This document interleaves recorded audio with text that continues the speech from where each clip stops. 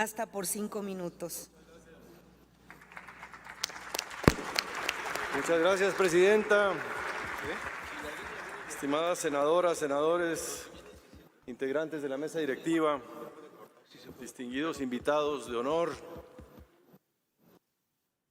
Hoy es un día especial. Fue el 20 de febrero del año 2020, cuando coincidimos 3 senadores, la senadora Susana Harp, la senadora Mónica Fernández Balboa, que entonces era presidenta de la mesa directiva, y su servidor y amigo, para suscribir una iniciativa, y la iniciativa se trataba de hacer una reivindicación, de proponer que se pusieran en letras doradas en el salón de plenos del Senado de la República los nombres de Gustavo Adolfo Madero y Adolfo Basó.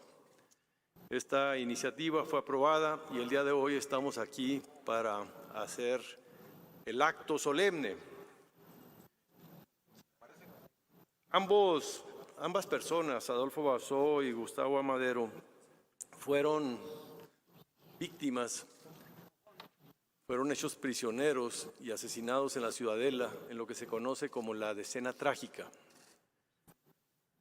Y murieron. Gustavo Madero, de manera trágica también, fue cruelmente maltratado por los cadetes de Tlalpan en aquel entonces. Y uno no puede entender a Francisco y Madero sin la mancuerna de Gustavo.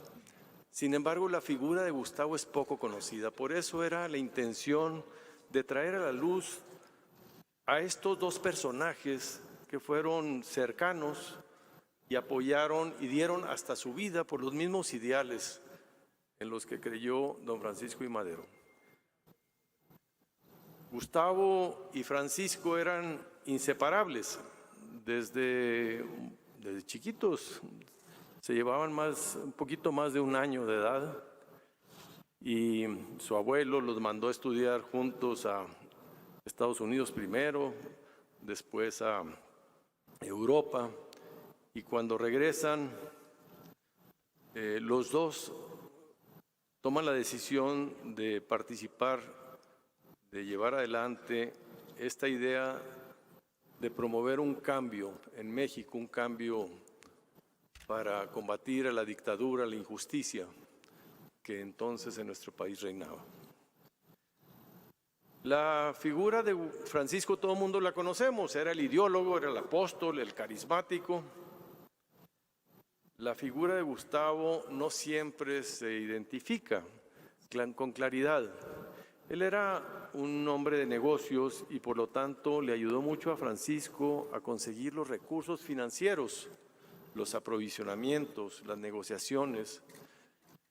Pocos saben que Gustavo era diputado del Congreso en aquel entonces cuando fue hecho prisionero y asesinado.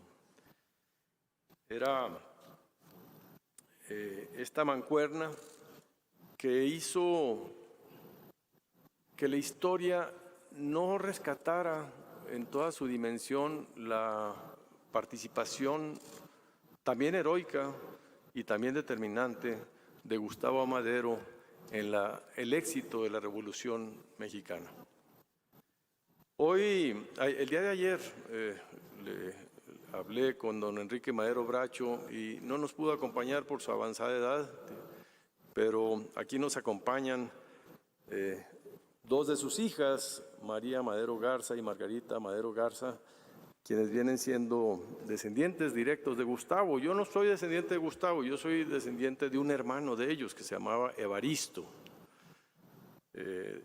También nos acompaña Mara, hija de Julio, y el embajador Carlos Almada, que aquí nos acompañan, Loreto García Moriel, todos ellos descendientes de esta familia y de estos hermanos que decidieron ir juntos a una gran lucha para cambiar a nuestro país.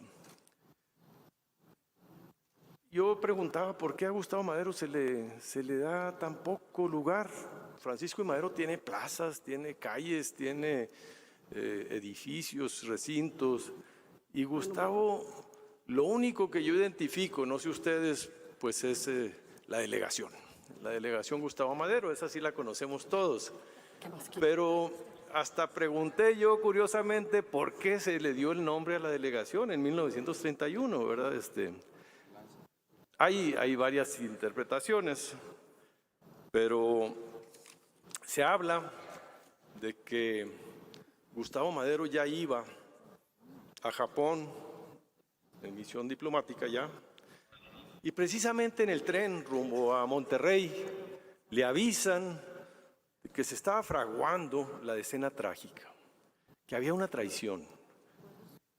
Y Gustavo Madero se baja en la primera estación del tren y se regresa para apoyar a Francisco y Madero y defenderlo.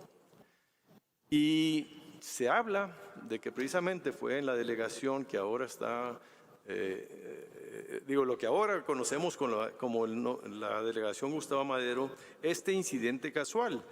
Lo relata el cronista, dice: en vísperas de la decena trágica, don Gustavo había abordado un ferrocarril con destino a Monterrey que ya iba a embarcar hacia Japón. Sin embargo, un desconocido se le acercó y le dijo que no fuera porque estaban fraguando una traición contra su hermano. Y entonces en esa estación se regresó y sin sospechar que a unos 10 días después lo iban a asesinar. En realidad, lo que se dice es que en 1931 el presidente de la República, Pascual Ortiz Rubio, le impuso a esta localidad el nombre del mártir de la decena trágica. Antes se llamaba Guadalupe Hidalgo, pero hubo una gran pugna que si se le ponía el nombre de Gustavo Madero, porque Gustavo Madero no era una figura muy popular.